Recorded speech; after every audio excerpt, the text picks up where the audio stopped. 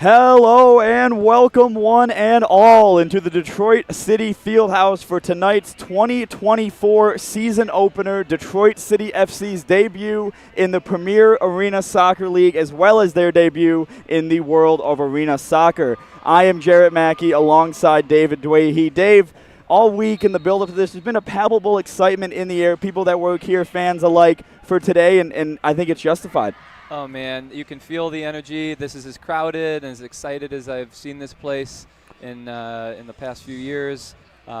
These players, I have the pleasure of coaching them in the summer, and I know for many of them this was always in the dreaded off-season where they didn't have anything to look forward to, no games to look forward to, and that's very much not the case anymore. They've got to be pumped, and I'm extremely pumped for them. This is how the game should be supported. And the story of this, indoor team was sort of, more the senior players on the W League side, came to ownership and said we'd love to expand the pathway and have more playing opportunities during the off season, and it turned into this. We called up a lighting company, a DJ company, and we've made, quite the atmosphere of it, haven't we, Dave? Sure have. Yeah, the players definitely guided this move, and for many of them, they had played in the league in the past and realized that there was no reason not to continue to do so under the banner of Detroit City FC, and so here we are, a dream realized. Arena soccer, for those who don't know, if you're tuning in for the first time to this sport, it is soccer, but in many ways it's more similar to hockey. You're playing off the boards, it's physical, it's fast, it's quick, and we're in for a real treat tonight here as Great Lakes get underway. But a really quick turnover from LaRouche here. Kayla Addison passes it to Hannah Crum right in front of the net, and it bounced off of, I think she might have got a touch on that, did Braylee McCoy, but regardless, it's still in the Great Lakes FC half. Hannah Crum nearly muscled off the ball there. Takes it out to the boards, and the referee's going to call that a foul there. Foul was going against Raven Guerrero from the visiting Great Lakes FC. Taken quickly, Hannah Crum nearly goes to ground, but stays up. Megan Miles and Mia Romeo playing their own game here for a split second, kind of assessing the situation before breaking into the midfield. Some clever play result in a turnover. Now Great Lakes FC kind of have their first opportunity. Gabby Shriver thought about taking a touch, but eventually gets over to it and plays it up to Crum. Hannah's getting on the ball quite a bit already and showing her quality. She's a very technical player, experienced in the indoor game, a wand of a left foot. I'm excited to see how she transitions into the indoor game. And it might sound silly to say since it's been so early, in the start of the game, but so far Detroit City FC's been the better side. They had, two really kind of quick opportunities there. But with arena soccer, that doesn't really matter with how fast the game goes and how quickly things can change. Very true. You can dominate, you can have the lion's share of the possession, and really what it comes down to is finishing chances. A shot from distance there, saved well by Gabby Shriver. Just kind of knocked it down and put it in front of herself to give herself a shot at it. She's going to go long here. Looks like it's going to be attempting to find Kayla Addison there, but cut out by Great Lakes FC. And, we say the players got to get used to it, the fans got to get used to it, but the commentators up here, Dave, we've done NISA games before. A lot faster here. We're going to lose our breath a couple times over the course of the evening. Yeah, for sure. It's fast, it's furious, and since the ball doesn't go out nearly as much, there really aren't many breaks in the action, and players have to figure out ways to get off the field. That's actually, for an indoor soccer player, I think that's half the challenge, is timing your involvement and not, as we can see here, we had a player kind of getting penalized for getting on prematurely. But, yeah, coming off is almost as important as anything else, figuring out how to keep fresh legs on the field. Great Lakes FC, after kind of giving Detroit City FC a little bit of the ball there, has kind of grown into the game a little bit in the last minute or so. Bella Sabo now on for Detroit City FC. Another thing similar to hockey, there's line changes, right? So, I looked down at my notes for a split second to look back up. Shannon McCarthy's back in the middle of defense, and it's an entirely different lineup for Detroit City FC. So we'll all get used to that together, and Detroit City FC now, Bella Sabo making a really good run down the middle. Nice move. Does well to keep it. The referee's going to blow the whistle there and give the foul. Tatiana Mason now checked in for Detroit City FC up front. And fouls are a different consideration now, right, Mackie? We've got an accumulation that's, as a team, you're concerned about how many fouls you give up in a half because there's... Megan Miles takes a shot, but it's saved sort of on the second chance there by Braylee McCoy. He's going to roll it out to her defender in Viviana Morales. Both teams willing to play out of the back and looking quite comfortable in doing so. But right when I say that, a turnover, Detroit City FC, another shot comes in. McCoy does well to get onto that one. And sometimes in soccer, outdoor soccer, we'll see some gamesmanship. We'll see a keeper try to slow the clock down just a little bit. I don't think we're going to see much of that here tonight. No, it's always play as quick as you can. And what a treat it is for the fans in the arena watching on YouTube. Thank you guys for joining us to just be treated to such a fast-paced, high-action game. As we see a shot come in, McCoy again, another great save from the goalkeeper for Great Lakes FC, but they've got numbers forward. Felipe Struxo coming in now, stepping into Detroit City FC's attacking, defensive third, headed across goal, but cleared out there by Megan Miles. Some tight work there along the boards, but kept alive by Great Lakes FC. Played out in front. A wide open strike comes in, and I think Viviana Morales is going to want that one back. I think it kind of just opened up for her there, and she took the shot, but Shriver was there to make the save. Yeah, it didn't quite come off her foot the way she hopes it will in the future, but Gabby had it covered. McCarthy now. We see Addison dropping a little bit deep and then making the run, overlapping run on the outside. Nice return pass from them. Ooh, here we go. Kayla Addison threw on goal. Kayla Addison posted pass, but was unable. I think she lost her footing just before. I think Bailey McCoy did a really good job putting her off a little bit right there. But really good link-up play in the midfield led to that opportunity for Detroit City FC. Yep, a great sequence from the midfield players. Amanda Britton finding that clever pass that opened things up. Back to Shriver. You know, it's funny, we talk about playing out of the back and outdoor, but it's such a big field that, you know, you can or cannot do it here. You kind of have no choice, as that opportunity is cut out by the Great Lakes back line yet again. And it'll be a free kick to the visitors. Take a second, catch your breath. I know. Catch your breath at home, too. Everyone in the arena catching their breath as well as up here in the commentary box.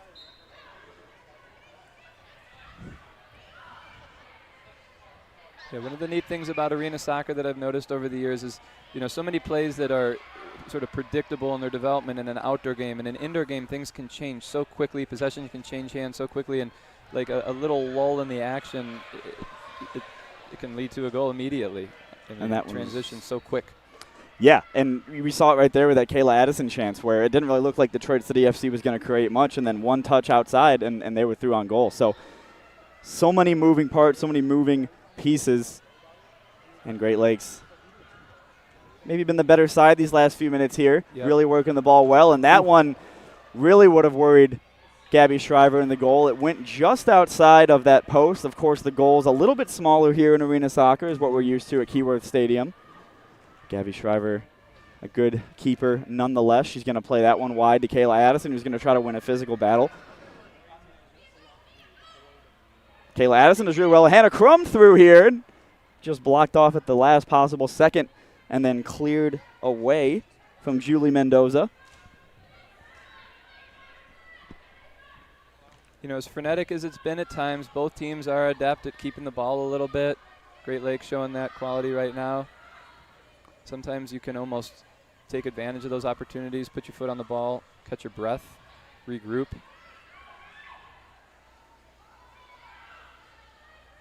Foray through the middle of the park here, cut out.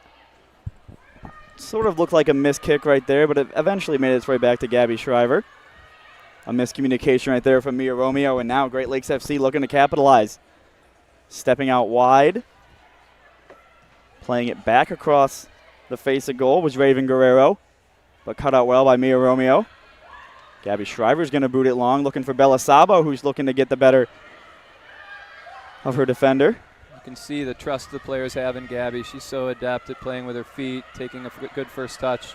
Such an advantage in an arena setting to have a goalkeeper that you can use as a sixth attacker at times. And we were kind of talking before the game. I mean, you know, while this is Detroit City FC's first soiree into this league and in this sport, you know, the women play arena soccer over the offseason all the time. So, you know, some of these players, it's not their first rodeo out there. No, very much so. And I think, you know, there's natural transition from the outdoor game, but some of them play on this very field and have played at this level in this setting before. Mia Romeo doing well to get it back to Shriver, but she's going to have some little bit of pressure under her, but going to do well to blast it forward. That was a really good job by Raven Guerrero to keep the pressure up and not allow her to take too many touches on the ball. Play is resumed quickly. Mia Romeo getting it out, but it's going to be turned over to Kaylee Phillips, who plays it back all the way back to Caitlin Ribera, who gets it going out wide again at the boarded side. I guess really it all is the boarded side, isn't it, Dwayne? There's boards everywhere. I feel like I'm at a Home Depot. Crickets. crickets on that one. I think people are laughing at home. They bet. I hope so. I hope so. That was tough. If I were at home, I'd have been laughing. The fans on hand tonight, a great crowd. You know, the kind of as the day was going on, we were getting updates on ticket sales numbers, not really sure how it was going to be, and first time for all of us. So we're going to see a break here for Detroit City FC. Just a little bit more on that ball would have been great from Claire Carolino. She had Kayla Addison open in the middle of the park.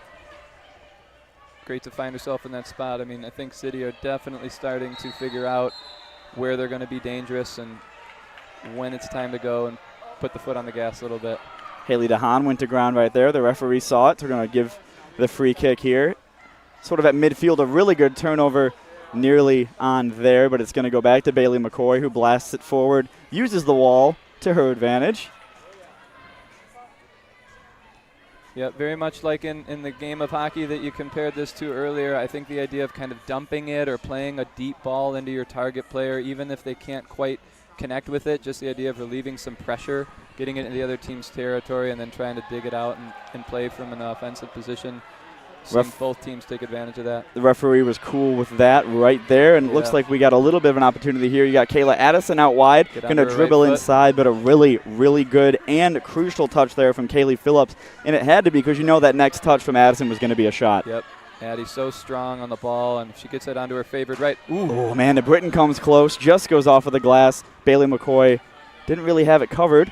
Really good job to dribble inside there. The shot comes in, and Bailey McCoy yet again gets over to it. She's definitely been the woman of the match so far for the visiting Great Lakes FC. That was great save. Building out of the back yet again is Great Lakes FC. They're going to elect to go wider this time. They've sort of been comfortable playing in the middle of the pitch, but have looked the most dangerous when going out wide. Really comfortable playing it back to McCoy. Playing forward. Megan Miles, a really good interception Great there. First touch from Megan Miles. And that's going to be, that's a foul all day. That's a really tough first touch to take. You're running at a ball that's coming toward you. You know there's a defender that's going to close, but she played that really well, and as a result got fouled because the other player just couldn't quite stop their momentum. Oh, what a ball. Ball playing in now. Across. Oh, that's such a good tackle there. Big defensive from Haley DeHaan, because if it wasn't, Bella Sabo was there ready to tap that one in. Tatiana Mason in a great spot. Looked to make the right pass. Just great defensive effort to stop it. Joan Seja now on the pitch for Detroit City FC, but now Great Lakes FC has numbers forward. A shot's going to come in from the right foot. Dragged just a little bit wide. That was Raven Guerrero who had an effort. But the visitors retain possession yet again. Guerrero chips the ball forward, a really good pass over to the one side of the goal, and that was a foul there. It kind of had to be, though, because the opportunity that she had right there, the next shot, that easily could have found the back of the net. So I think Detroit City FC is going to be happy with this free kick. Yeah, we'll have to defend a set piece here, but probably take that trade off given the fact that it was about to be a point-blank shot. See how it is here, a direct free kick from close range, a wall getting backed up a little bit by the referee. Shriver's going to be guarding that near post, and we got Shannon McCarthy on the far post. Yep, in the arena game, set pieces are key. A little bit of a miscommunication there, but Detroit City FC eventually does well to get it up and over the netting, so it will be a free kick to Great Lakes yet again. Played all the way out wide, an unmarked defender there. Going to dribble inside, take a left-footed effort. Had Shriver dive in there, and another shot. That one more was a little bit ambitious, but nonetheless, Detroit City FC kind of can catch their breath and clear their lines just a little bit.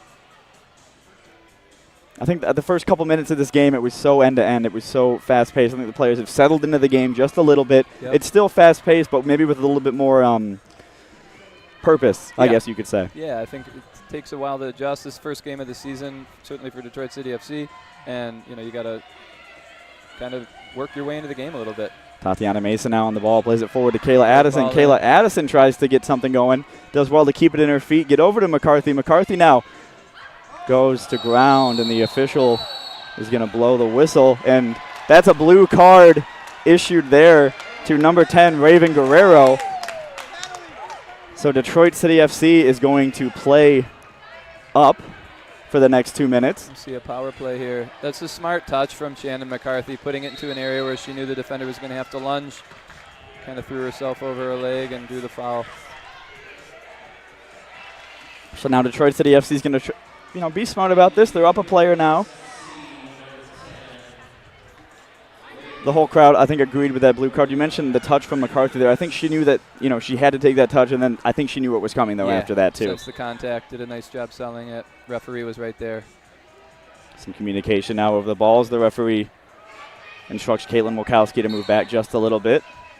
Amanda Britton's going to take a left-footed effort to be right at the goalkeeper. Kayla Addison was there looking, but it's cleared away by Detroit City FC. And similar to hockey, when a team's on a power play, they kind of dictate that play for the next 2 minutes. Yep. You got to be careful. You don't want to concede possession at a bad time, but for the most part, you're going to have the opportunity. Hannah Crum plays it in. Kayla Addison takes advantage of it, does a little trick right in front of the goal, but unable to get the shot off. Really good there. Positive play from Detroit City FC, and they're not done yet. Shannon McCarthy instructing players to come closer as Mia Romeo receives the ball out wide to Amanda Britton. Britton plays it across. Hannah Crum's going to let it go off the boards before corralling it. Kayla Addison to the top of the area, but Amanda Britton's on the far post. Detroit City FC having all of their players, bar the 2 defenders in the Great Lakes, third of the pitch. Good Shannon ball. McCarthy's going to run over to get this one. Shannon McCarthy's going to dribble inside and back out to Romeo. Romeo's going to go for the shot and up into the netting. That'll be a goal kick. And just a little bit of a breather for Great Lakes. They can organize again and sort of contain Detroit City FC while they're still shorthanded. Yep, name of the game for them is going to be knocking it deep, but waiting to do so as long as possible. And we saw it right there. Into their formation to defend 4 against 5 again. They're going to just, kind of wait for Detroit City FC to press them, and they did right there. Hannah Crum now along the boards. Hannah Crum tried to play it across to Bella Sabo, unable to do so. Megan Miles is going to retain possession for LaRouge, playing it across the back line. Amanda Britton takes a right-footed effort. Strike. McCoy was down to it. Really good strike, just trying to fit it in that small window, but McCoy up to was the stretched task. well. Yeah, she's done well. She hasn't given up any rebounds in dangerous areas. Been clean with her catching and positions herself really well. Here's City. Oh, what a great Hannah layoff Crum. Megan pass. Miles with the right-footed effort, just unable to get the angle of it. That's and Megan Miles retains possession. But a really good job there by Caitlin Wilkowski to clear it and allow, yet again, her team to breathe as the clock keeps ticking for Detroit City FC. Ball's going to be played forward. Hannah Crum's going to be over to it. Has Bella Sabo behind her if she can find her. But a really good defensive stand right there from Caitlin Rivera. And the referee is going to stop play for a second here. Communication going on. Still shorthanded is this Great Lakes side. I believe we have a timeout on the field. A little bit of a line change right there from the visitors. I think Detroit City FC might take advantage of that as well. Still a player in the penalty box down there. Played forward. Nearly a missed kick right there. Shriver had to be quick off of her line to make up for that error, but does well to retain possession. It's great awareness from Gabby Shriver there. Bella Sabo receiving the ball in some space. What a ball. Bella Sabo across. Shot comes in, and, you mentioned deflections. That's such a dangerous part of this game. Every arena soccer game I've seen, a lot of the goals come from deflections, rebounds from the goalkeeper. So a great job so far from Bailey McCoy not to allow any cheap shots after making a great save. Yep. Yeah, I think you defensively want to make it as compact and crowded as possible, and offensively you're trying to get a shot off before it gets too crowded. We saw there were just so many bodies in the box. Even though City had worked themselves into a good area, it was always going to be tough to get that thing past the goalkeeper. Really unfortunate deflection there for Detroit City FC. Now Great Lakes kind of has an opportunity to take advantage. They're back to full strength now. The only person in the penalty box is Detroit City FC photographer John DeBoer down there. And there's going to be a foul that goes against Detroit City. I believe that was Tatiana Mason that just left a little bit of a leg out there. So for the first time in a couple minutes, Great Lakes is going to have a second to kind of catch their breath. You're back at full strength. Let's go get after it and try to find the opening goal of this game. Yep. Beloved Detroit City FC trainer Chelsea Radigan out on the field to attend to the player. And, Dave, it's been 13 minutes of action so far, and that might be the most entertaining 13 minutes that I've seen of any Detroit City FC soccer since I've been following this club. Yeah. It's unbelievable. It's amazing. It's such a fun difference in style and in setup to the outdoor game that we've grown accustomed to. Really neat to see these players who are, we normally see in the 11-on-11 setting. It's neat to see them make that adjustment and sort of tweak their style and play a little differently. quick changes. I mean, it's so much different than the outdoor game. And I'm happy to report in the YouTube comments there were a couple people that like the Home Depot joke. So good. Yeah, I had a feeling that was going to do well. Yeah, I hope. I mean, yeah. Player down for the visitors. Play is paused, being used as a coaching opportunity for both of the sides. Yeah, almost sort of an unofficial timeout.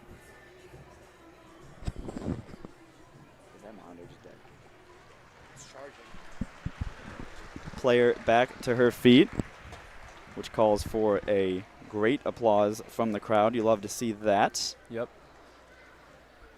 Stoppage of play, no doubt, it's going to be used as a coaching opportunity for both of the sides. Yep, you can see him sort of in timeout mode, planning for the last 2 minutes of this quarter. And what a quarter it's been. I would say Detroit City FC sort of has had more of the clear-cut chances. So far, like I said, Bailey McCoy I think has been the best player on the pitch in terms of the saves that she's made and, not allowing any cheap shots to come after making those great saves. Yep. Yeah, she's been busy, but they've had chances as well. I think it's been a really even first 13 minutes, and I'm excited to see how this game will open up with a goal. Out wide, but still retained. And look at that. Kayla Addison just pressing her socks off, and it might lead to an opportunity here. Kayla Addison's going to latch onto it. Kayla Addison 1-on-1 with the goalkeeper, takes the shot, and Kayla Addison scores the first goal in the history of Detroit City FC's indoor programming. Kayla Addison, take a bow, let the lights play, let the music play.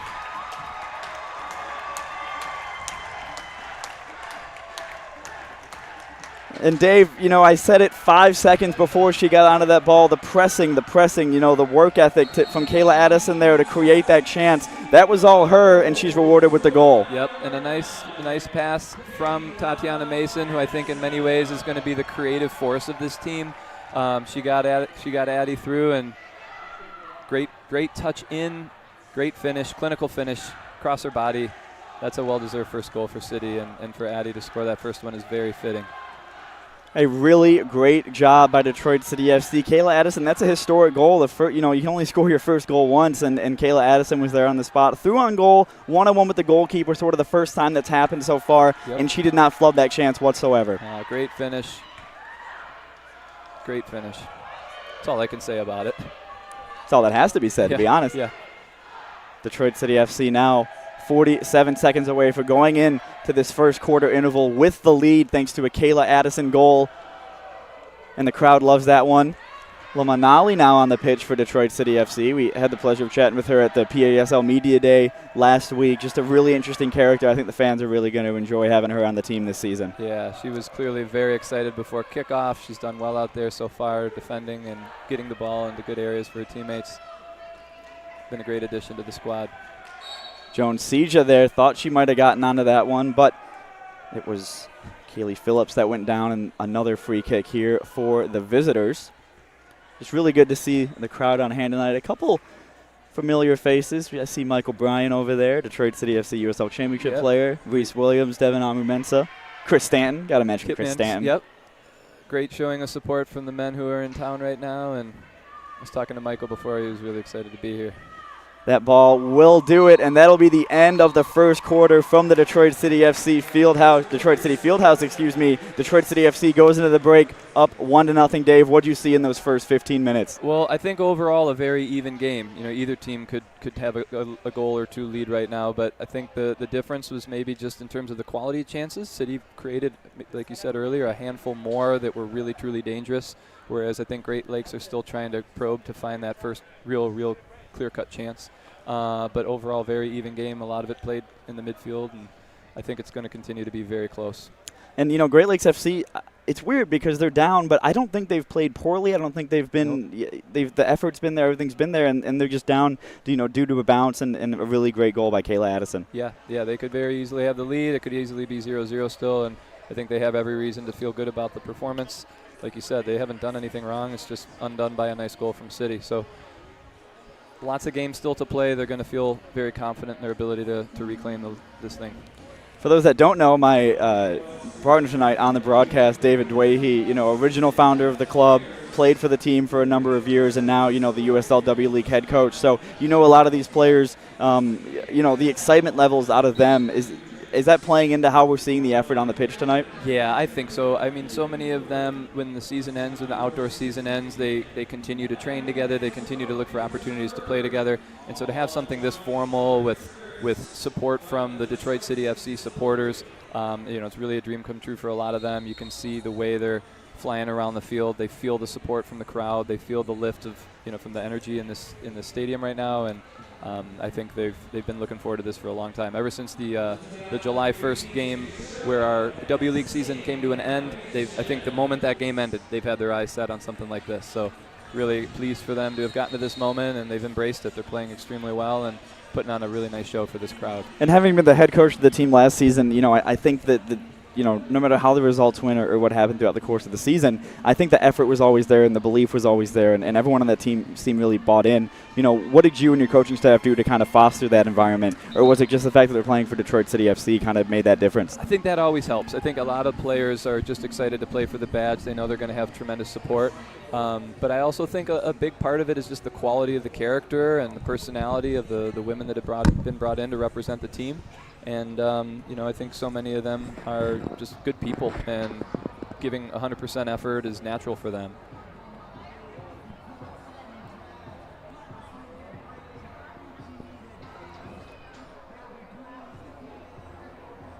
Just ready, getting ready to start the second quarter here. 15 minutes on the clock once again. Kayla Addison kicking off. Back to Megan Miles. Lights out.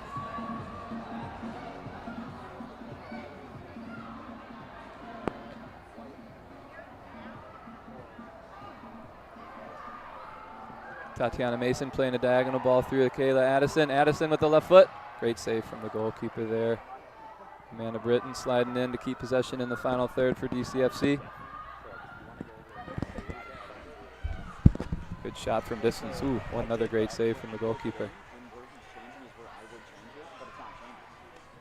Great ball from Claire to Tatiana Mason. Good strike, good block. Really good job by Dave Dwayhe stepping in for a little bit of play-by-play there. A little impromptu play-by-play. Thanks for having me. No, I heard it. It was Amanda great. Britton, what a strike. Amanda Britton nearly knocked the net off with that one.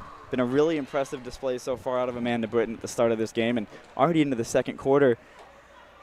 You mentioned my experience with the W League team. Amanda Britton was a player that really stood out to me in a lot of ways. Above all, she's a character player. I mean, she always gives 100% effort. She'll do whatever's best for the team. There were games where we had to put her in at the end, and her natural position is a midfielder, but we said, hey, we need somebody to go up front and pressure the ball and hold this lead, and she would just put her head down and do the work, and just always did it with a smile. Terrific attitude. I was saying when you came off, Mackie, I feel like so much of the effort in this team is just a result of the quality of the character in these women. They're excited to be here, sure, but I think they're devoted soccer players, and so for them, effort comes naturally.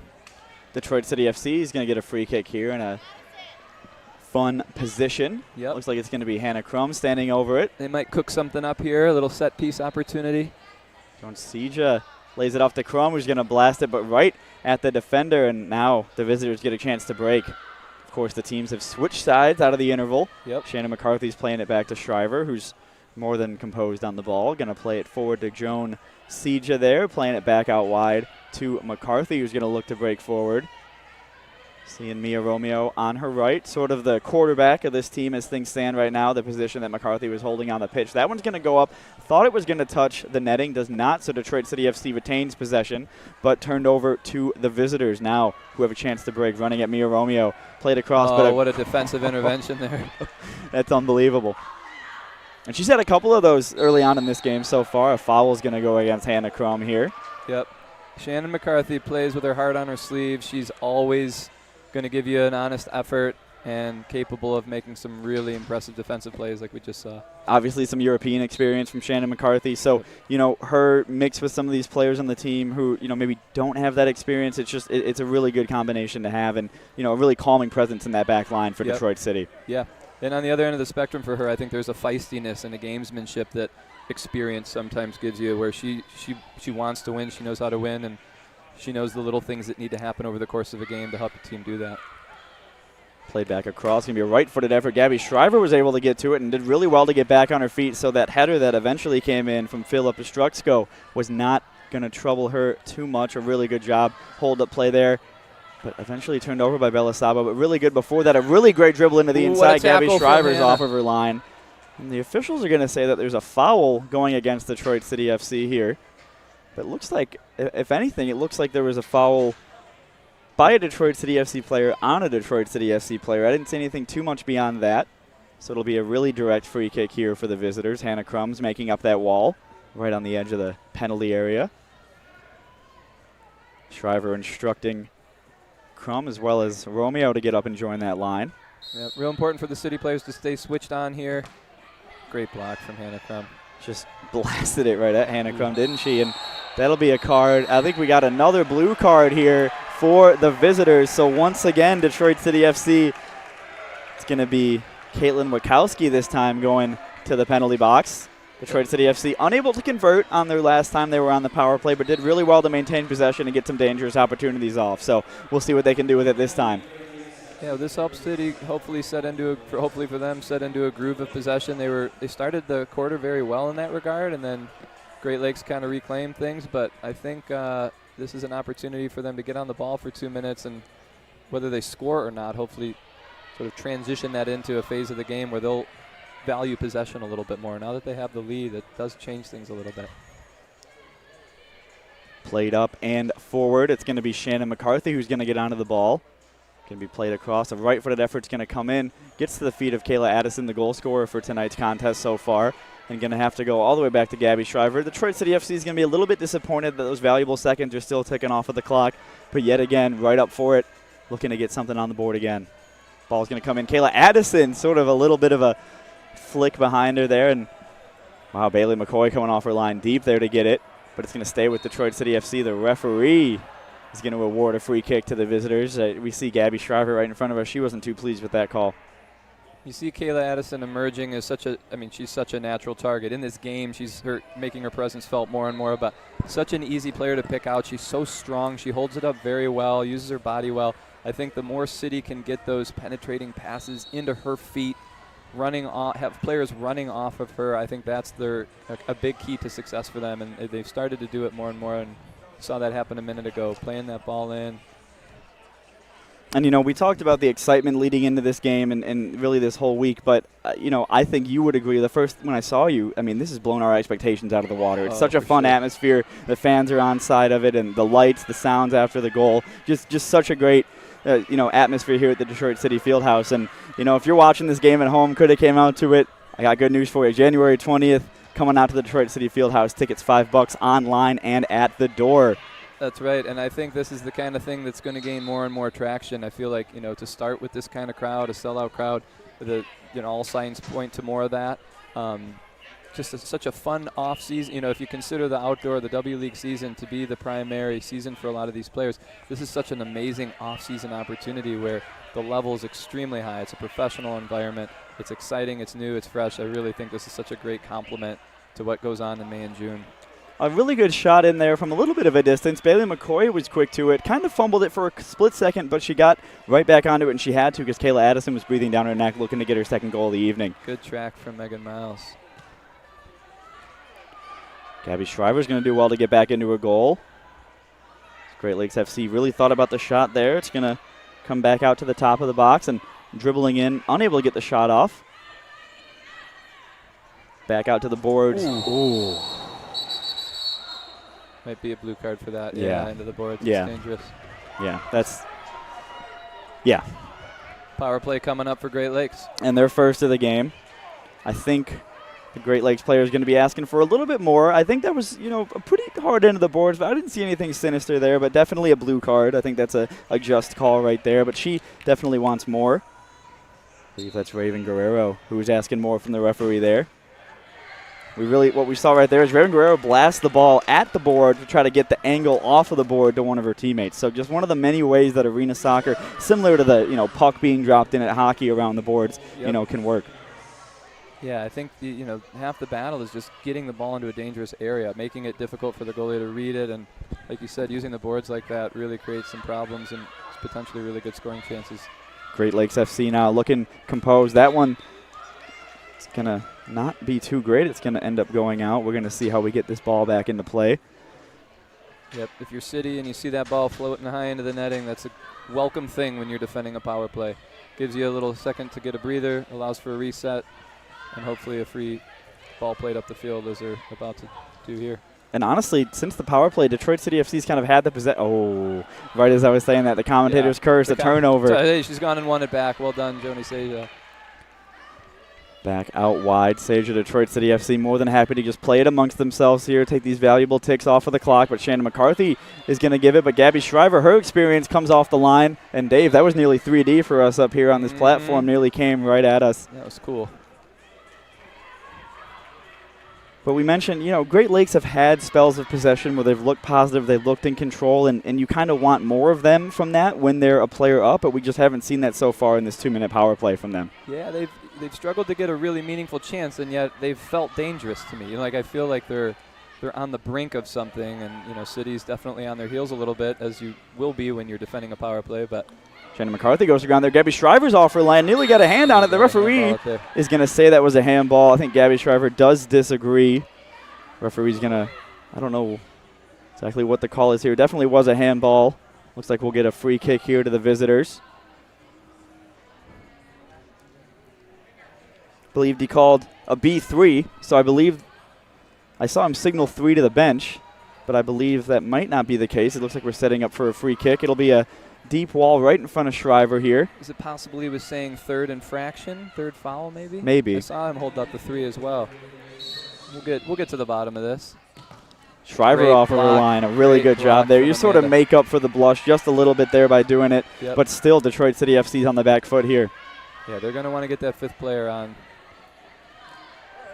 Great Lakes definitely sensing the potential to level this game.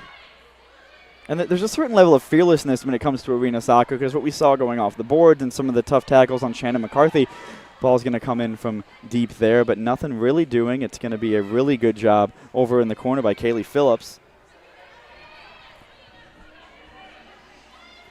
Still staying alive. And, oh, great job by Shriver there to hang on to that one. And, you know, not to say there's no fearlessness, obviously, in outdoor soccer, but, you know, the added maybe fear of being thrown into a wall or, you know, having to go for these tight corners, these tight tackles, excuse me. There's just a certain level of fearlessness that comes with arena soccer that I don't think a lot of people appreciate. Yeah, no, I think it's definitely. Shot comes in and nearly. Thought that went in. Wow, what a strike. Came in. Claire quick. I believe Detroit City FC is back to full strength, yes, so that would not have been a shorthanded goal. But still knocking on the door is Detroit City FC, who now that they're back to full strength will kind of get back to what we've been seeing, controlling play, dictating how the game's going. And McCarthy back to Shriver. See them looking once again, just getting the ball into Kayla Addison's feet. Good things are going to happen. Referee's going to say that was all ball. It was just a tight, I mean, every time Kayla Addison sort of received the ball, it's been back to goal, and she's done such a great job with it. That allows her teammates to run beyond her and create space up further down the pitch. Yep, she's a great post-up player, and she's been very good tonight. Shot's going to come in from distance. A right-footed effort. It's going to fall right back in front of Bailey McCoy's goal, but eventually cleared away by Danny Goodike. Tatiana Mason on the ball. Addison yet again shifting. Left-footed effort coming in. Another great save by Bailey McCoy. Now Great Lakes FC have the numbers forward, ready to counter, but Shannon McCarthy, Johnny on the spot there to cut out that counterattack. Track back. Shriver now is going to play it out wide. I think that was a little bit of a miss kick. I think she was trying to find Tatiana Mason, who was in some space up the pitch, sort of on that right far side. Trying to clip it in. McCarthy quick over to it, though. Really good play out of the back here from Detroit City FC. Looking forward to Kaylee Phillips, but eventually turned over. Hannah Crum now onto it as Bella Sabo has some space to run in front of her. Trying to run at her. Bella Sabo going out wide, coming back in. It was a pretty clever idea there. Nice look up for a little 1-2 with Tatiana Mason, trying to combine. I think, you know, combination play when you're playing a good, experienced team like Great Lakes FC. Detroit City FC is going to have to find ways to get in behind them through combination, 1-2 passing, overlaps. They've done a nice job, and I think they're starting to find seeing them do that with more frequency. Here comes a nice underlap from Tatiana Mason. Bella Sabo found Mason out wide, going to let it go off the boards before really going at it. Tatiana Mason's going to take the effort, and Bailey McCoy originally went past her, but she was able to track it back and get to it. Yep. And you mentioned Detroit City FC is going to try to create these mismatches in these one-on-one situations. And since the Kayla Addison goal, Great Lakes has done a great job preventing that from happening. It kind of came out of nowhere with the Kayla Addison goal and hasn't happened since. Yep. Left-footed effort coming in now. Wow. A great save by McCoy yet again. Coming all the way back. Megan Miles doing well to close off the space there. And Shriver was well enough off of her line to where she didn't really have to get in the way. But through to Joan Seja, who's going to play it back to Miles, who goes back to Shriver. Detroit City FC, I think, has been more calm and composed when slowing the game down to a walking pace. The few times they've done it so far in this game, it allows them to adjust, as Mia Romeo nearly has a miscue there. I was going to say one save ago for McCoy. You notice in this game the goalkeeper using their feet at first, in terms of making saves is such a big part of things. Gabby Shriver is going to let that one roll in. It'll be a goal for the visitors. Sort of, the fact that it was in front of Gabby in the first place, a little bit of, defensive miscommunication right there, allowed an easy tap in for the visitors, who are going to now equalize this game with 4 minutes and 30 seconds to play before the half. Not a goal you want to let up there. No, that's a tough one. I think, you saw City there it's almost like the curse of comfort. I think they started to feel like they had a little bit more time on the ball than they did, a little bit relaxed, maybe a little too relaxed coming out of the back. Gave one up, and then eventually it kind of, it just gave Great Lakes the ball in a good enough area that something bad could happen for City. And sure enough, it did. But credit to Great Lakes, their persistence paid off. A little bit of a miss kick there. I believe that was Megan Miles all the way up there. Just kind of went at it and kind of scuffed her lines the smallest amount, but that was enough to, kind of snuff out that dangerous opportunity. And right after I mentioned Detroit City FC being comfortable, slowing the game down, allowing to reset, that kind of happens. And through again, here are the visitors. Really good job by Shriver to get back to her line. And, like we mentioned, Lamont Ali coming into the pitch and just shutting down that opportunity right away. Yep. Great ball from Kayla Addison. Really good job. Megan Miles is going to pick out a diagonal ball, trying to find Kayla Addison. All the way back to Bailey McCoy. And I think Alexis Rickson, the head coach of Great Lakes FC, is going to be really happy with the way her team responded to going down. Often we see teams, you go down. By the way, Kayla Addison here is through on goal, really close to getting her second goal of the match, but it's going to come right back in. Bailey McCoy yet again. It's going to fall to Addison one more time, unable to get anything concrete on it. And now the visitors are breaking forward, and that'll be a foul against Detroit City FC, who will make a couple of subs before this game gets back underway. Tatiana Mason felt like she had gone shoulder to shoulder there. A little unlucky to have that foul called, but honestly forgot where I was going with my point before that foul, but nonetheless, that's the beauty of arena soccer. That's right. We already have new action to talk about. On to the next one.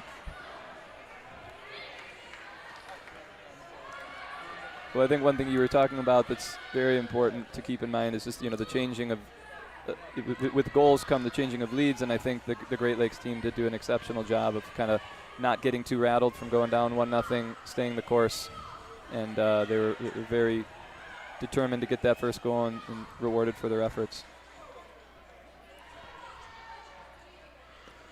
Back Very inside, nice really good play there. Detroit City FC through on goal, and it's in the back of the net. Detroit City FC immediately responds. Claire Serlino through on goal. Number 11 scores the second goal of the match to restore Detroit City FC's lead. That was a great bit of play there from LaRouge, wasn't it, Dave? That was so pretty. What a textbook 1-2 between Claire and Amanda Britton. Really well-weighted return pass from Amanda Britton and extremely well taken from Claire. She took a great first touch, slotted it under the on-rushing goalkeeper. That's just a quality goal from start to finish. And comes at a great time for City. And we were just talking about how Detroit City FC was going to find success, how they were going to find the back of the net. I guess back of the wall here. There's not really nets. Well said. And, Claire Celino just making that really clever and intelligent 1-2 run right there. And again, Detroit City FC is on the front foot. Another chance. Shot comes in, and another goal for Detroit City FC. There they go. And just like that, it goes from bad to worse for the visitors.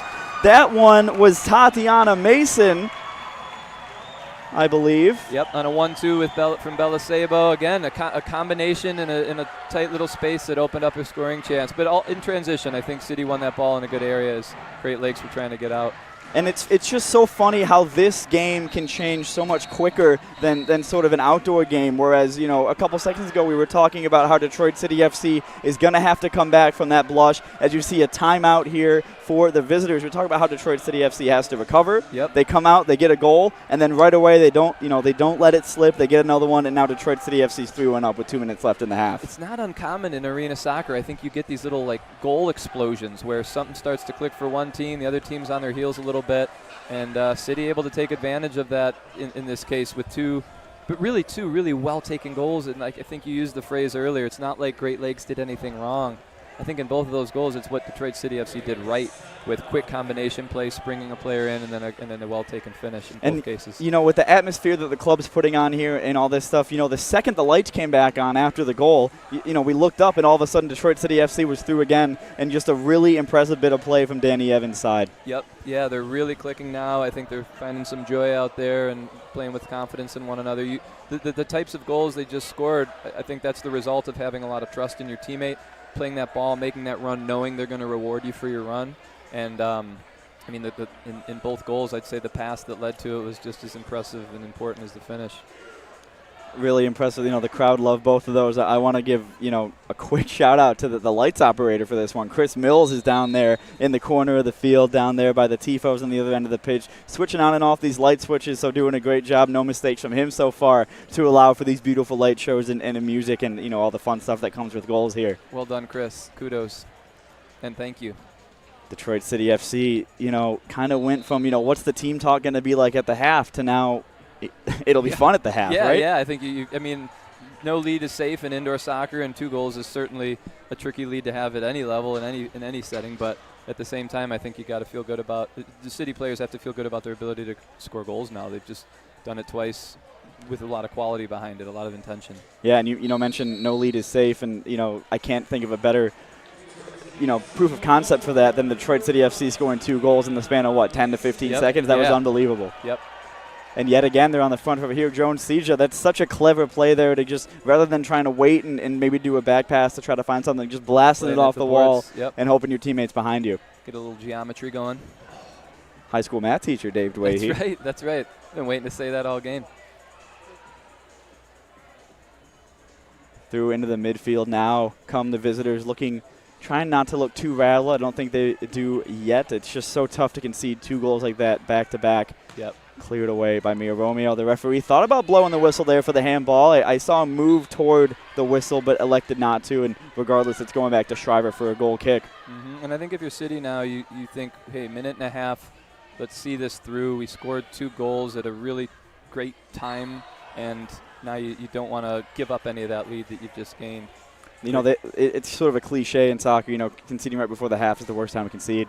I don't think there's a good time to concede 2 goals back-to-back, but really especially not right before the half. Yep. Although, in Great Lakes has a little bit of time to do something about it, but if it does stay 3-1, I think you go into halftime and you say, hey, we're very much in this game. So Jones Seja now is going to receive the ball from Mia Romeo, going to be out by the boards on the far side. Megan Miles was looking to show herself there, but does well to get back and kind of create that buffer between her and Shriver. Mia Romeo now advancing to take a right-footed effort and right in front of goal.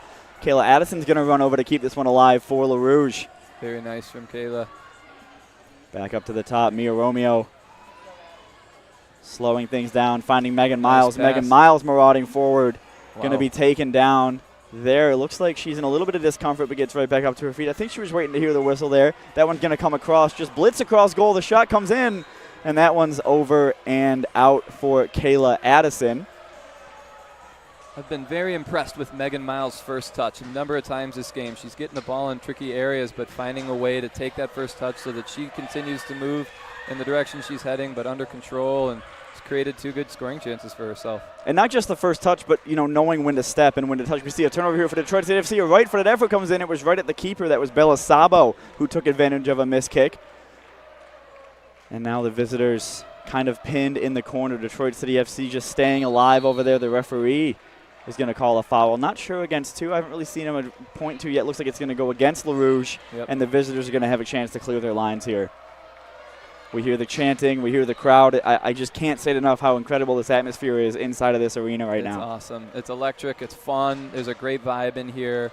A lot of young kids who are getting to watch their role models do well on the field, and just a real special night for the club tonight. Really excited to be a part of it. And that will do it for the half. Detroit City FC goes into the break up by a scoreline of 3-1. Kayla Addison started the scoring for Detroit City FC. The visitors then grab one back, and then Dave, right before the half, 2 quick-fire goals from LaRouge has them up 3-1 at the interval. Looking good. So far, so good for Detroit City FC, and I think, as we were saying a minute ago, it's still very much in the game for Great Lakes FC. This is anyone's game. And still, even at a 3-1 scoreline, I don't think the visitors have done anything wrong that would warrant, them being upset or upset that they're down. It's just the nature of arena soccer. I mean, I don't think you can find 3 more that is arena soccer goals than the 3 we just saw from Detroit City. Goals are going to happen, and they happen for City, obviously, but I'm very excited to see the second half. I think it's been a great match so far and will continue to be. Now we see the halftime entertainment coming out. Want to thank everyone who's tuning in so far with us here at the Detroit City Fieldhouse. Been a really fun, exciting, up and down first half of play here. 10 seconds, just change the game, right? And that's nothing better. So me and Dave Dwahey will be back for the second half of action. Don't go anywhere. Don't miss it. Detroit City FC looks to hold on to a 3-1 lead. We'll be right back. See you soon.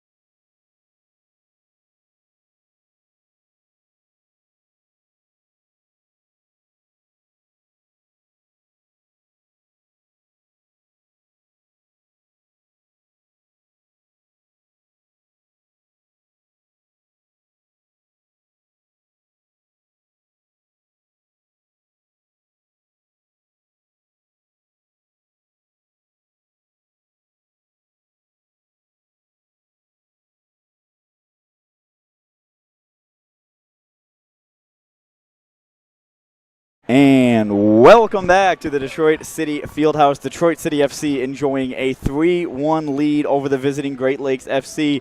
David, that was a fun first half of soccer. We had a lot of fun up here watching it. You know, what about it you just kind of stood out and it made stuff different from an outdoor game that we'd be used to? It was fun. Well said. I think, you know, for me, it's just the constant flow of the game. You really don't get much stop. Not many breaks in the action. You've got a lot of scoring chances for both teams. Quality soccer, like the movement, the passing, the combination play has been excellent so far, and just the whole atmosphere here. This setup really lends itself well to arena soccer because it's all about speed and intensity and the lack of breaks. And amazing crowd on hand tonight. It's really helped foster that environment. And talk about environment, we talk about atmosphere. You can't do so without talking about Singh Innovations. They've been here all week setting stuff up, getting stuff going, and what they've delivered, what the partnerships team and Singh Innovations and everyone's really put together here. It's been incredible, and it's created a memorable experience for every single person inside of the field house this evening. For sure. I think everybody here tonight is going to want to come back for another one, and hopefully people who are watching at home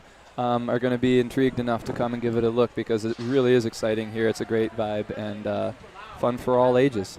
And a massive shout out to everyone watching on YouTube. Really appreciative of those tuning in. We are nearly getting ready to go back underway here from the Detroit City Fieldhouse. The referee is going to get the thing started. We are underway for the second half of action. Yep. Here we go. Detroit City FC pressing yet again, just being, you don't want to say the word annoying, but just pests to this Great Lakes FC team. It's the name of the game. Be annoying. Get in their half. Pester, win the ball in dangerous areas. Hannah Crum. Look at that. Hannah Crum. Look at that. And the referee is going to call the foul that probably could have called a couple seconds sooner. Yeah. A really great job there by Hannah Crum to retain possession for her side. And a nice job from the ref, giving a little moment of advantage to see if she broke through, but then ultimately making the call that was warranted. And to be fair to her, she did break through. She did a great job of the whole out of the ball there. Good point. I think just, realized it was too much holding all those players off. She didn't gain a true advantage from it. Referee's going to make sure he's satisfied with this free kick. I want to give a quick shout out to everyone on hand here, not just in the arena itself, but a ton of people watching up in the clubhouse bar. Great soccer bar. I'm really glad to see it packed this evening. Yep. Great food, great drinks, great environment. Taco Tuesdays, Trivia Monday. Oh, man. I mean, so much on the what more could you want? Days. It's really something. If you haven't checked it out, you should. Ball going to come in there, and a really close opportunity there from the visitors. It looks like it kind of did a little bit of a ricochet, and then Gabby Shriver's able to get her hands onto it.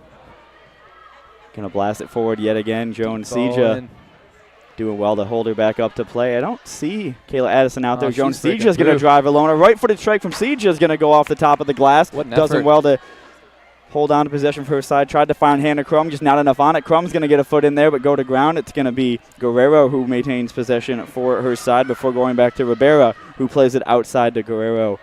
Megan Miles, a great interception there. Pass. And Joan Seja is going to take a shot, and Bailey McCoy answers the call yet again, but still alive for Detroit before being placed into the hands of McCoy. Well, if there was any doubt that this game was going to pick up where it left off, that's been removed because it's been a fantastic first minute and a half. Chances both ways. Some really good soccer on hand here. Visitors again throwing it forward. It kind of took an awkward bounce off of that wall for Gabby Shriver. The angle was sort of not kind to her, but did a really good job to maintain possession. And Kayla Addison now back out onto the pitch and again playing with the back to goal. Does a really good job to get there by McCoy, but got enough on it just to kind of put Addison off of her path. And now the visitors are breaking yet again. Back into the midfield goes Guerrera.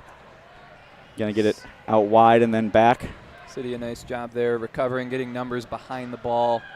Before McCarthy steps up and wins possession back for her side. Going to ground, not been afraid to do so far in this one. No, you do not. Just because it's indoors, we're still seeing plenty of sliding tackles, players leaving their feet in a measured way, of course. Amanda Britton here storming forward. Good Kayla Addison back to McCarthy. McCarthy assessing her options before looking for Britton. Britton does really well to shield her defender before getting it back. The referee wasn't a fan of that one. I think he was gonna. That's not. He didn't signal for an advantage, but holding the whistle up to your mouth is as close as you're going to get to an advantage. Yeah. Shriver instructing her team forward, going to really cleverly play it off the wall. Oh, really great job by Kayla Addison. Oh, that's bad luck. That's bad luck for Kayla Addison. A great turn there and a great finish. That was a top-shelf That finish. was a really good finish, and I'm not even going to lie to you. I really thought Chris Mills down in that corner, man in the lights, was going to think that there was a goal. He showed tremendous restraint there. I was terrified that Chris Mills was going to flip those lights off, but luckily he kept them on. That was a really clever ball from Gabby Schreiber, diagonally in. Addie used the boards well there to get herself in. And that was such an impressive play there by Kayla Addison, and I think maybe in a different sense, a different referee maybe allows that to happen. I think that was more of a strength battle than it being a foul. Yep. But Detroit City FC still alive here. Shannon McCarthy tried to sneak it in there, but unable to do so, and now the visitors go on the counterattack through Haley Deton. And one thing that just struck me watching Shannon McCarthy recover there, this game with the way possession can change hands so quickly, and then you got to go the length of the field back defensively. The fitness involved, the sprinting, the stop and start of it all, it's really incredible athleticism these players are showing, and they're making it look easy. It's exhausting work getting up and down the way they are, but they really are putting in a shift tonight. And Kayla Addison just got to be so frustrating to play against. I mean, not only in the arena soccer context, but we saw it all the time in the W League this year. She just wins physical battles, and that allows her teammates to get up and create opportunities, deeper up the pitch. She's a very good soccer player. She has great technical ability, but one of her major attributes is just her sheer strength, and she is a handful for any player that she's posting up on. Bella Sabo was slipped through on the goal there. Well, good job by McCoy to come off of her line and snuff that one out before it got too out of hand. Well done by Great Lakes there, breaking that pressure and getting on the counter. Really good job there, coming across by Megan Miles. Good ball into Bella Sabo. Oh, what a move by Hannah Crum. Bella Sabo nearly again, and really good job going to ground there. Didn't make contact with the player or the ball, but I think put the player off of the ball enough to retain possession for her side. It was an effective tackle, even though she didn't get the ball. Sabo really well assessing her options, going to play it to Lamanale. She's going to do a really good job to beat her defender and play it across the face of goal. Nearly just tapped in there at the far post. I don't know if it's that little bit of fatigue that's starting to set in or what, but this game seems to really be opening up. I feel like both teams are getting it in dangerous areas where there's a little less pressure than maybe there had been early in the game when everybody had completely fresh legs, and I think we're going to see some goals. And I think, just the state of the game right now, Great Lakes FC kind of has to chase it a little bit more than they've had in other parts of the game. But at the same time, realizing, the game can change on its head like that. You couldn't hear it on the mic, but I snapped in real life. It could change like that. So you really kind of have to open yourself up just a little bit, but at the same time, there's still so much game left with these 2 quarters still to play. Yep. Good turn from Bella. Sabo playing it across. Tatiana Mason nearly had a shot there, but was really well poked out by Caitlin Wilkowski, but going to get the ball back here. Mason lays it off for Sabo at the top of the Great Lakes attacking zone. Sabo, I think, really tried to go for it there. Kind of tripped on it, but it worked out a little bit. Played out back in front. Tatiana Mason, I think, is going to get to it first. Nice really turn. Good job to spin inside and create the space. Still retains possession, does Mason. It's so hard to get the ball off Tatiana Mason. Very clean on the ball. Great touch. Really good job here by Hannah Crum to win possession first side. Hannah Crum takes the shot. Really good save by McCoy, and it had to be. Great save from the keeper. And if that wasn't such, a snap chance for Detroit City FC, they would have had players on that rebound, but a good job by McCoy to know that her defenders were there. Yep. Shot coming in now. Good awareness. Going back, Amanda Britton's just been relentless. Katie Coleman now is going to take a right-footed effort. Another good save by McCoy. But Katie Coleman again. Another goal for Detroit City FC. Katie Coleman, she had one go at it. Kind of was saved by McCoy. Did a really good job to make that save. But then on the rebound was able to get in front of it and put Detroit City FC up by a score of 4-1 with 8:38 left to play here in the third quarter. It's a really astute second effort to stay in position. And a great finish over the goalkeeper's shoulder, top shelf. And, every time Katie Coleman's been on the pitch so far today, she's shown, the work ethic and the determination, and she's had a couple of those half chances. But there to have the first half chance, not miss it, but just be unfortunate, it's a really good save, and then put the second one away. You want to see that if you're a head coach like Danny Evans. It's a testament to her perseverance. Joan Seja now.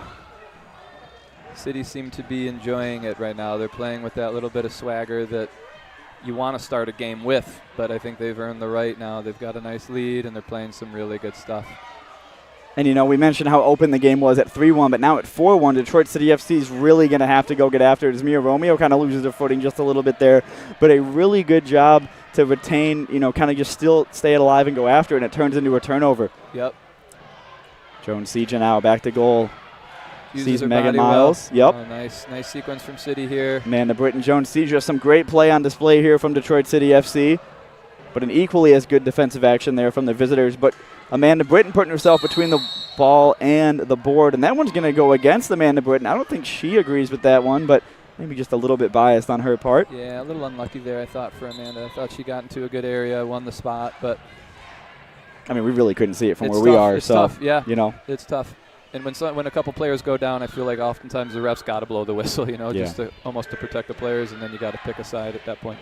Shannon McCarthy doing a really good job to win possession back, just winning that physical battle, and then the intelligence there to play it off the wall didn't really come off for her right there, but still, just to even think about that shows that she's been here a time or two. Yeah, she's got great experience out there and plays with her head. Wow, an unfortunate timing there for the visitors. I think numbers up. They played a ball backwards, but it was right into the path of the oncoming player, and Kayla Addison does a really good job to turn the defender. I think she will be a little bit disappointed by that first touch, as she had Tatiana Mason with a gut-busting run down through the middle, but she's going to receive the ball in space now, and Kayla Addison back onto it. Kayla Addison's going to beat the goalkeeper. Go for the shot. Oh, what a great move from Addie. That was quality. Every time Kayla Addison's been on the ball, people have stood up, and something great has happened. And the first occasion, of course, found the opening goal of the match. Yep, she's electrifying right now. She's putting the work in. She's getting into good areas, but she's playing to her strengths. She's holding it up so well and turning defenders and getting herself into some really good areas. That was a great move around the goalie. A good recovery from the Great Lakes back line, but great chance, and she kind of made it. She made it out of nothing.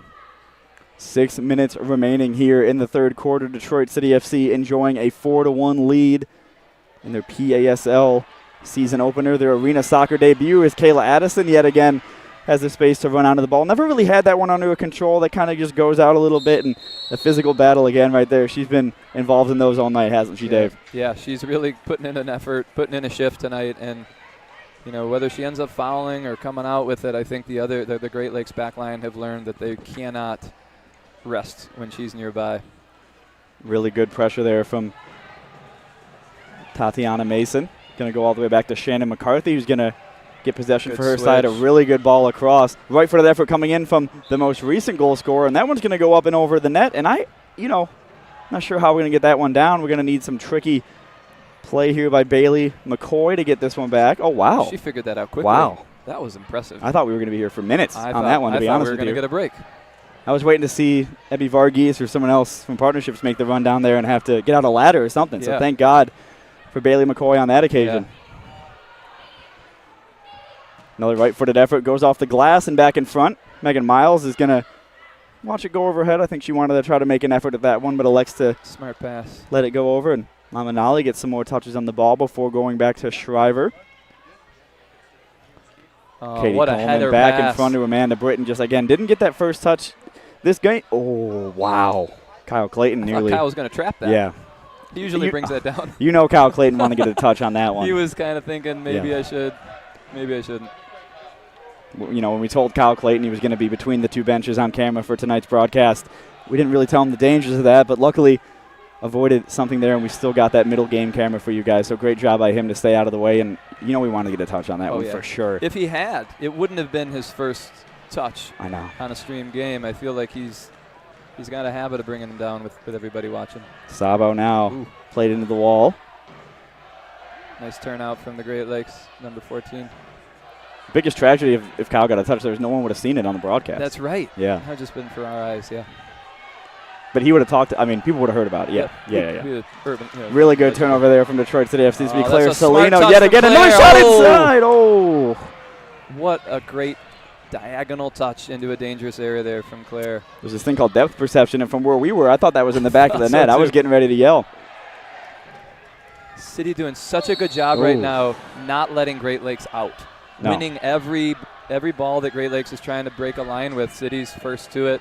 Amanda Britton sacrificing herself there, diving header just to keep the ball from getting into the Detroit City half.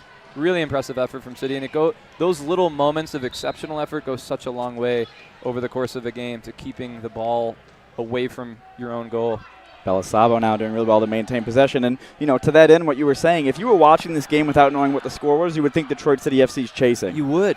It's impressive. They really are just playing with a little bit more desire right now.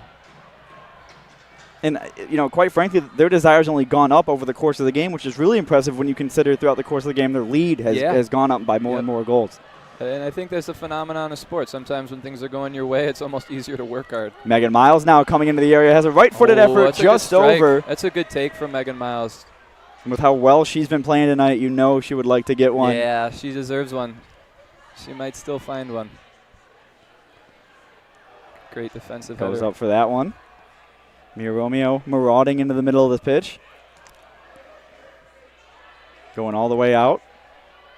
Good move. Great Lakes FC now finally has a chance. Caitlin Wilkowski's going to run into the area. Caitlin Wilkowski's going to have a chance. Save. That's a big save from Gabby Schreiber. I thought that was definitely goal bound.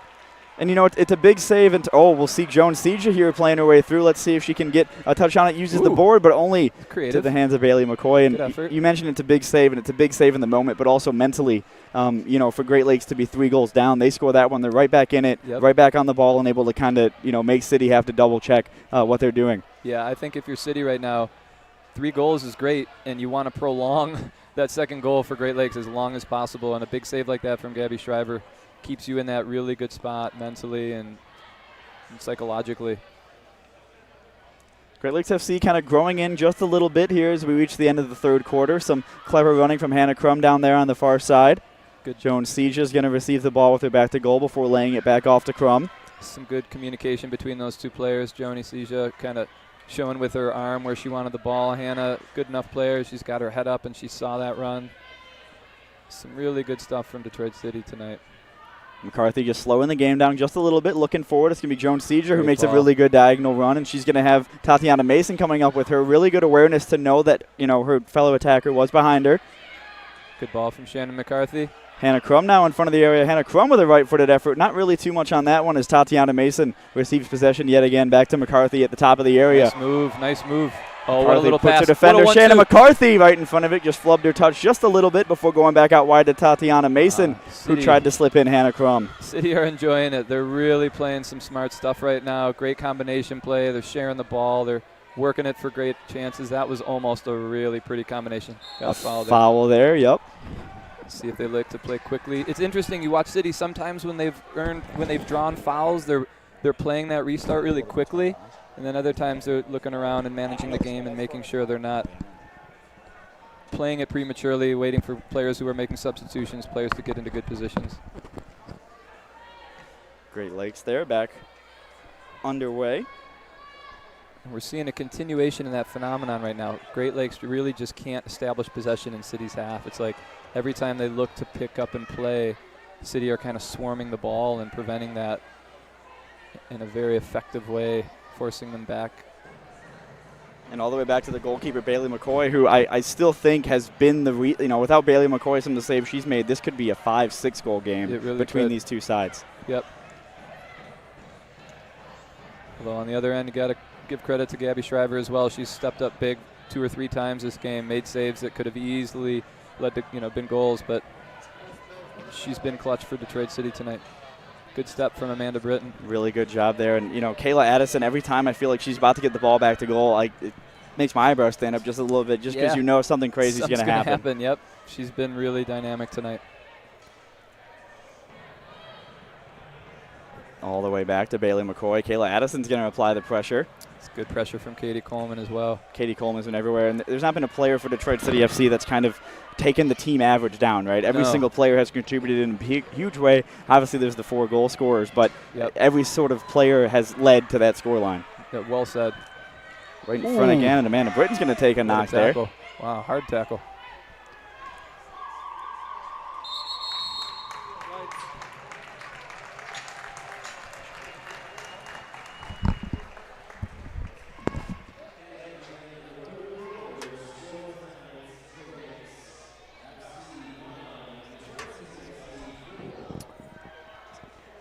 And take a little break in the action here between quarters. 4th quarter coming up in 3 minutes.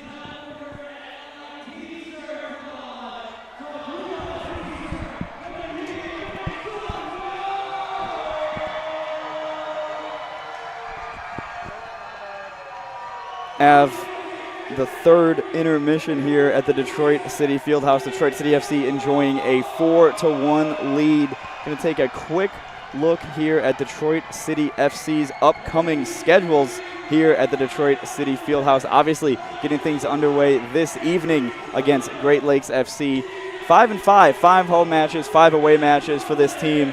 5 home matches right off the rip. Next time you're going to be out in front of the fans here will be January 20th against Zoo City FC. Tickets available online at the door. And Dave, with how tonight went and how well it's going to be received, I don't know if you should wait to get tickets. I think you should get them as soon as possible. I think you should snap them up as early as possible. They're only $5, easy to get online, easy when you get here to get in, and you only have 5 opportunities, I guess now 4 after tonight, to see this team on the field. And why would you want to miss this? That's true. This is an amazing event. I'm enjoying it. I think the people in the crowd are enjoying themselves. They're being treated to a lovely game of soccer, really high quality from both teams.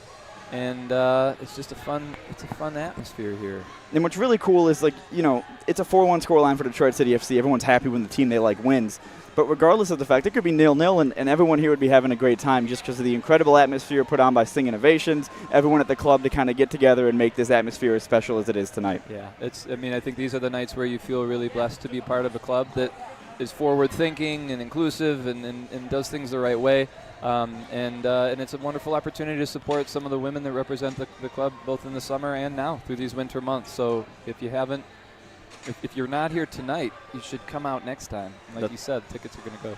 And, as someone who's been a part of soccer in this region for so long as yourself, David, you're only, 27, 28 years old. Yeah, thank you. What has sort of been the perception of arena soccer in this area and in this state, over the course of the last, 10, 11 years? Yeah, I think, for the most part, it's pretty well known and very well received. In a part of the country where we have a true winter, indoor soccer is pretty popular. And, I knew as a kid growing up I was always going to be doing 5-a-side with boards in those months between seasons. And so I think there's some familiarity with it. I think people are definitely, aware that it's a thing. But at this level, it's not as common, and so it's really neat for these for the members of this crowd tonight to see high-level soccer played with boards.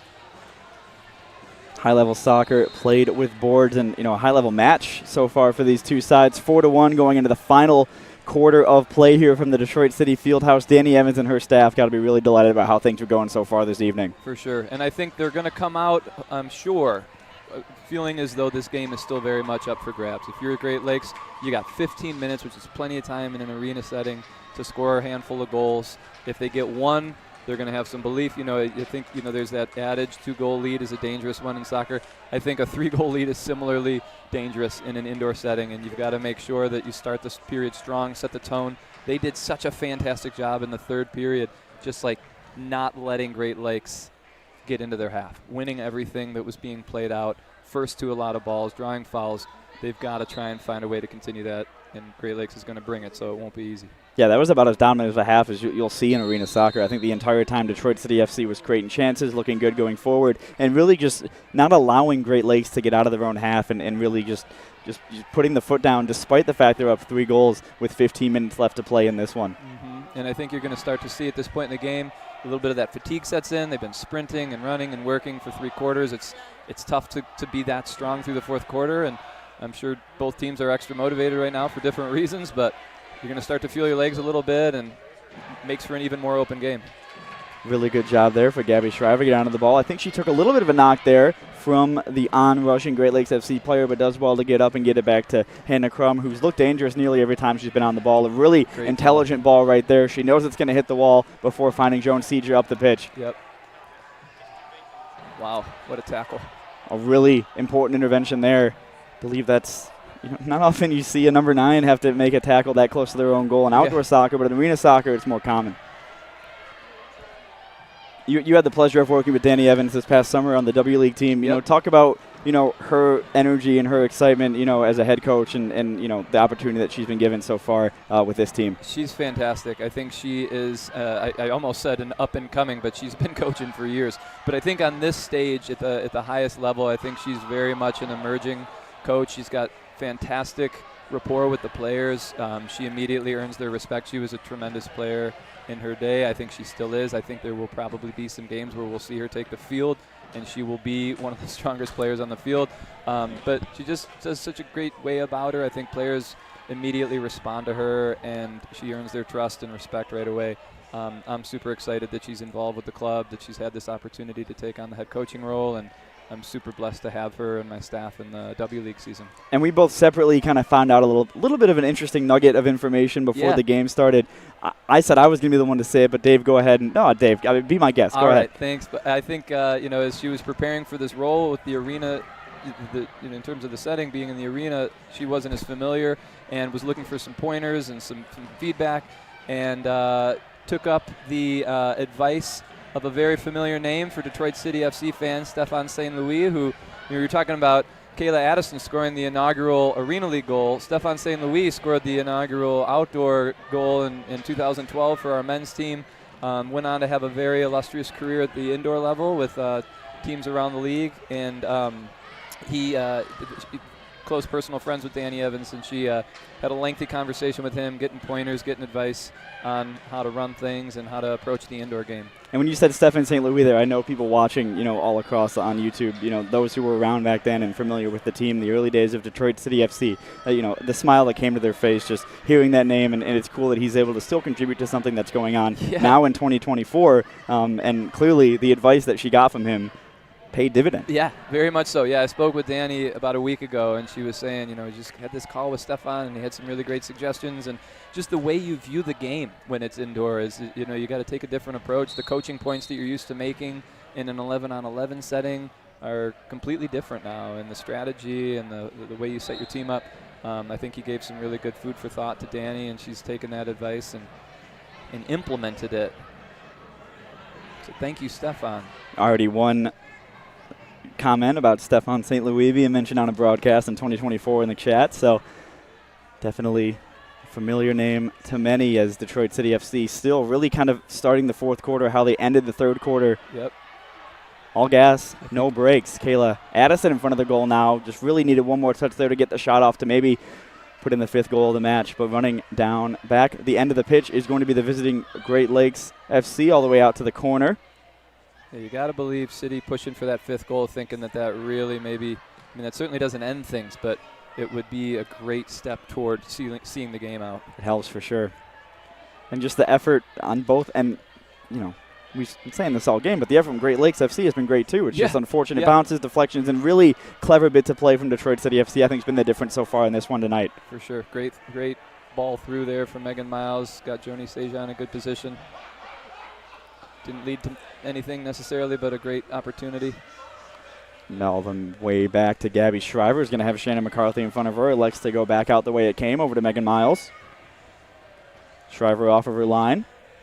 Megan Miles holding things up before finding Sabo. A really clever 1-2 there. I think he just took too much deflection off the wall. I think the referee just got it a little bit in the way. Yep, tough spot for him to be in there. It's tricky. The game happens so fast, it's got to be tough to referee it. Composed play. I think if you're Great Lakes, you just want to get a few touches on the ball, just kind of let yourself dictate play. But then we say that, and then the swing over there goes back the other way. The foul there is going to come in. She's disappointed with that, and the fans over there certainly don't agree. But, going back to being biased, I think just a little bit. But we're all biased, right? Oh. Yeah. Kits, of course, for this team look great. Sharp. I love the red. Shout out to Detroit City Distillery for supporting this. Singh Innovations, ally as well, being great partners of this team this season. Playing back out wide, tried to just kind of lay it off right there, unable to do so, and it goes the way of the visitors. Nice move from the Great Lakes player there. Shriver's going to come off her line. You saw what we was trying to do there, the outside of the football, just unable to make it work. A little bit too much on it. And if you're Great Lakes FC, if you get a goal in the next 2 minutes, you feel like there's enough time on the board to get a third and maybe get a fourth to equalize. For sure. One step at a time for them. I think they've had some almosts in this game, and especially lately, they're on the brink. So if you're City, you really got to kind of button things up right now and do what they just did. Draw fouls, catch your breath, stay compact. Drew a foul right there. Detroit City FC did. The referee's making a signal over. Detroit City FC's going to have a free kick right on the line that differentiates the Great Lakes third. Kayla Addison was up to win the header, but kept alive in their own half. looking over at the Detroit City bench right now, you see all the players completely engaged. They're leaning over, they're pointing, they're shouting, they're giving instruction and support. I think that's been the theme tonight for Detroit City FC. And you said it earlier, everybody's had an above-average game, and everybody's been completely locked in for all 4 quarters thus far, and I think that's made a huge difference. A big moment for Detroit City FC will be getting to that 5-minute mark, because in the 4th quarter of play, the clock keeps running after the 5-minute mark in the final quarter of play. So if they can get to that 4-1 lead looks a lot more comfortable than it did before. But that one's going to sneak in, I believe. Back heel. Back heel from Kayla Addison, a cheeky one. Yet another goal for Detroit City FC. Yet another goal for Kayla Addison, who was able to just kind of put that one past the goalkeeper into the back of the net for the 5th goal of the match, her 2nd of the evening. Really smart finish. I think she kind of read that situation well. She didn't want to keep the ball any longer than she needed to, and saw the opportunity to put one behind the back and slip through. Great finish. Smart finish. That's a goal scorer's goal right there. It's funny, Dave, because, the last, W League home game that we played this year, of course, due to the air quality concerns that day against the Cleveland Force, was played indoors at Legacy Sports Complex out in Brighton. And the atmosphere there was somewhat similar to this one here. It was a big crowd. It was packed. And we see another one coming through here, nearly a 6th goal of the evening. And I think I remember saying to you after that game, it felt so loud in there because of how tight-knit everyone was on top of each other. And shout out to the fans that made the trip out that day. But what was that atmosphere like, on the touchline and for the players as well? That was special. That was a day where I felt like, the shift that happened over the course of that day. We woke up wondering if the game was even going to happen, not knowing where we were going to play it, knowing that it couldn't be played outdoors, and then ending up at this amazing venue in Brighton and filling it with, over 1,000 fans. A really special way to end our home season. An unexpected way, but a wonderful surprise to have that much support with a game that was thrown together at the last minute, and a nice win over a good team from Cleveland that day. So really everything went City's way. And speaking of Kayla Addison, she scored the lone goal in that 1-0 victory. I was waiting for that one. I had that one ready to go. I was going to say, is that why you brought that up? Yeah, you kind of stole that one from me just a little bit. My bad. We're just on the same wavelength right now. And you talk about how quickly that day changed. I mean, that morning I was on CBS News Detroit with Gabby Shriver talking about K9 to Keyworth, telling people to come out to Keyworth, and then 30 minutes later we're moving the game out to Legacy, and that was such a great atmosphere and a great job. And you mentioned Kayla Addison in that game, really good and clever finish for her goal, I believe, and just the same physicality that we've seen on display tonight. Yep. Although it's arena soccer, it's still soccer at the end of the day. For sure. And I remember me and Danny and Nate Northup, who's another assistant coach. Before that game, we told Kayla Addison, we said, get an ugly one. Another strike here coming through, played across. It was nearly at the far post there, but still kept alive by Hannah Crum down there in that far corner. Going to body off her defender before playing it back to Megan Miles. Miles taking a touch before playing it inside to Sabo. Nice. Sabo's going to poke it out wide. In front of the net, a little ball across. Sija just got a little bit, I think, too intricate right there. I feel like in a different situation that shot comes off, but I like what I was seeing from Detroit City FC and a hard hit against the wall there. It's going to give a blue card for that. That's a little harsh, but that was such nice. I mean, making that extra pass there, the runs off the ball that you're seeing from Detroit City, it's really impressive stuff right now. But they're going to have their work cut out for them here. They're going to go down a player and have to deal with this. Got to earn this one. And not that we've seen any signs of complacency for Detroit City FC, but being 5-1 up, this late in the game, a blue card could change everything here if Great Lakes is able to get a quick one. It could. And it's unfortunate. I think you saw Tatiana Mason's reaction. It wasn't careless or reckless. I think it was just sort of accidental, the way that the foul happened, and it maybe looked bad, and the way the boards play a role there. It's tough for the ref not to punish it. Looking down at that netting over there, I don't understand how the ball keeps falling back down into that net. It's really impressive because every time it goes up there, I'm terrified we're going to have to get someone up there to take care of it. So a really good job by the Nets here at the Detroit City Fieldhouse. Well done, Nets. Let's go. Well done, Nets. Dictating play now are the visitors, allowing to take them, the extra player on the field, allowing the game to kind of be in their control, in their domain, going back out wide here. Right-footed effort comes in, going to go off the glass, and Shannon McCarthy's just kind of boot that one up in the air behind her. Not out of the woods yet is Detroit City FC as the visitors, look to get one goal back. Right-footed effort comes in. McCarthy had that covered the whole way, as well as Shriver, but still with Great Lakes FC, sort of allowing their two center backs to be the pivot, the base of this attack, and then allowing the midfielders to kind of just control play in front of them. Mia Romeo is going to get onto that one and tried to blast it forward there, but a really important interception from Caitlin Wolkowski. Detroit City FC in sort of like a diamond formation. Mia Romeo's sort of the tip of that diamond right now, but they've done a nice job limiting scoring chances to shots from the outside, and they've converged well when the ball's in a dangerous area. This is a really good opportunity for them to work on that penalty kill against an experienced team that's motivated. Oh, a little miscue at the back there. It bounced off this far post Come there. up with it. Well done, Gabby Shriver. It was McCarthy and Shriver. A little bit of a miscommunication there. I really feel like Raven Guerrero is going to want that one back. But again, in front of the net, really good job to save that one yet again from Shriver. You know, we haven't talked a ton about Gabby. The one thing that I've noticed, you know, coaching her the W League season, she's a goalkeeper that inspires a lot of confidence in the players in front of her. They trust her. She's great with her feet, her the direction she gives.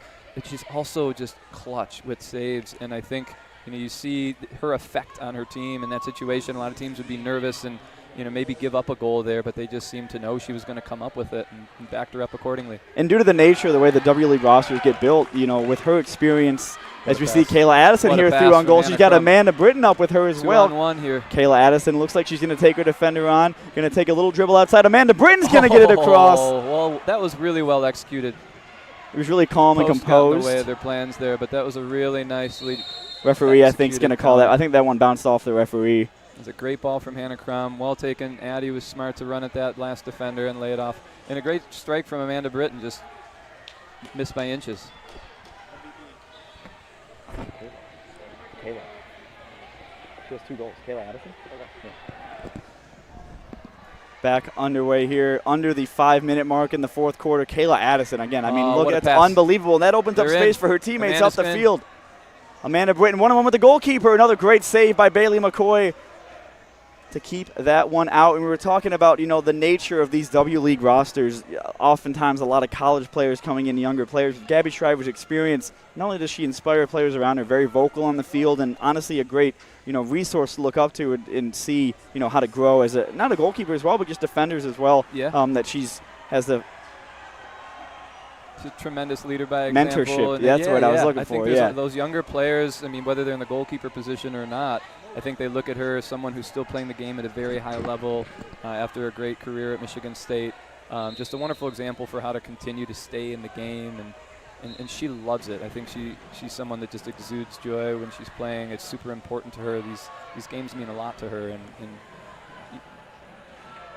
you have a ton of respect for that. Wow. That's a blue card all day. And the reaction to that, I feel like that just kind of feels like a frustration tackle right there. Very much so. You really don't want to see that, but again, you know, for the 3rd time in this match, Great Lakes FC down a player and Detroit City FC yet again on the power play. Credit to Katie Coleman for taking that foul like a champ, getting on with it, and not taking exception to it as many players would have.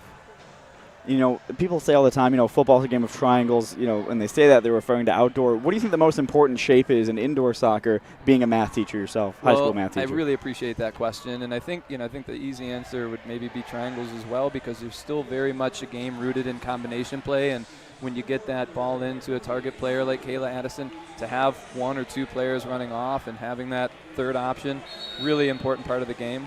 But I think there's also a place for the rhombus.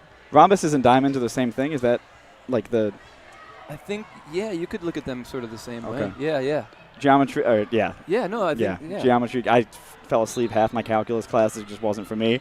But yeah, when you said diamond earlier with Great Lakes FC, how they were setting up on their power play, I was going to ask if a diamond and the rhombus are similar. I think you just rotated a little bit and you got a rhombus, right? Yeah, I think you could view them as comparable shapes. Riveting commentary. Comparable quadrilaterals. Wow. Look what we've done there. Wow. Look what we've done. I couldn't say that 5 times fast at all, and that one's going to be cleared out in a way, but still Detroit City FC has possession of the ball. Comfortable touch there from Mia Romeo. She's played very well on the back tonight. The whole team's played well. Yeah. Everyone's had a good game. You really you got to be pleased if you're Danny Evans with the performance that this team has produced, and you know the collection of individuals that have produced it. Everybody's really putting in. And they're not just playing well because they've scored goals or they've had clever passes. You know, they're playing well because of the effort and the willingness to go forward and to press and to go for those 50-50s. It's really been impressive front to back for Detroit City FC. Yep. And I think they got to feel good about their level of fitness right now. I mean, They're still running just as hard now as they were.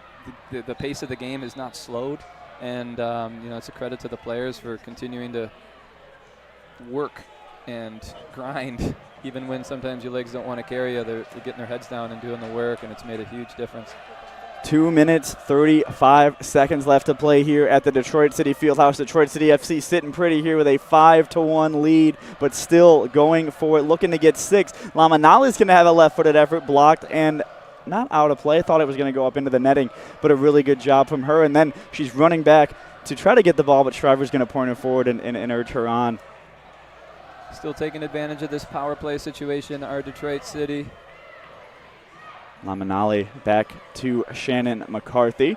And they have the luxury of not really needing a goal. They can just keep it. They can enjoy possession, probe until something really nice opens up. Here comes the Great Lakes fifth player. And, you say they don't need a goal. It's Kayla Addison. Wow, I believe nearly got that one in. I looked at the referee for a second, but he was quick to wave it off like that. He's in a good area there. I think that was very close, though. And that would have been her hat trick. I don't know if similar to hockey, people would have started throwing their hats onto the field. The netting might have made that difficult. Yeah, but the effort could have been there. You could have tried. If we got rid of the net, we could have hat tricks. People could throw their hats onto the field. But yeah, maybe some really, really small hats. Oh, between the netting? Oh. Really smart pass there from Tatiana Mason to put Kayla Addison in that position. I think we've got our second back pass of the game there, where the goalie has played out and then they've returned it to her, and that's a punishable offense in the arena game. I was going to say, I'll let you explain that one to the fine folks viewing in. I think that's what happened. I think. For those of you at home, if I have it right, the violation there for Detroit City FC was that the goalkeeper played the ball out, and then the ball came back to the goalkeeper in that same sequence without a touch from the other team. It's sort of like they limit the number of balls you can play back. And if he doesn't have his right, it's Dave Dwayhe, and the next time you see him, just feel free to let him know he got it wrong. I mean, I'm probably wrong. Time stamped and everything. Yep, yeah. I'm going to double down, though, and say that that's what the call was. You double down, you're never wrong. Exactly. It's all about confidence, really. Speaking of confidence, Kayla Addison doing a really good job to hold up play and then play the ball into her teammate, but just lost her footing just a little bit. 50 seconds left to play here. That one's going to go up and into the netting. That'll blow a stop. 48.9 seconds on the clock, and we saw 2 quick goals from Detroit City FC. I really struggle to believe we're going to see 4 quick ones from Great Lakes FC. So you can put this one in the win column for Le Rouge already, I believe. I think commentators so. Jinx, but I think so.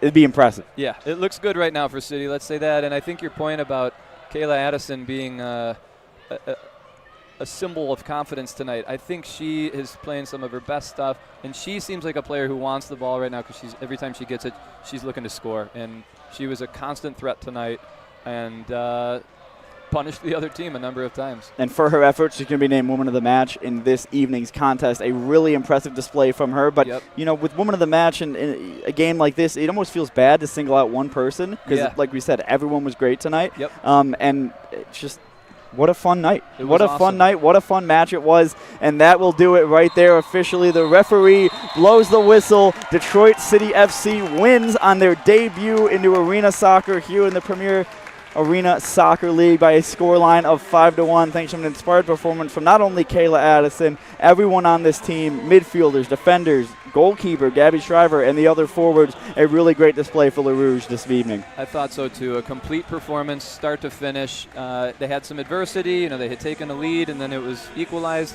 I just thought, start to finish, this Detroit City FC team earned that win, and it was a team effort, and everybody stepped up and found a way to contribute.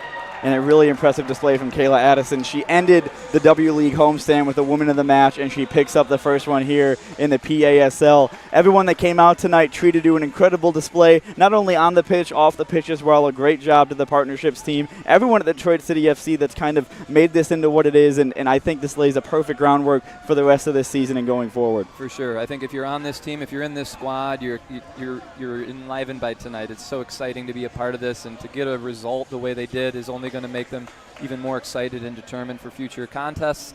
And they did it against a good team. Credit to Great Lakes FC.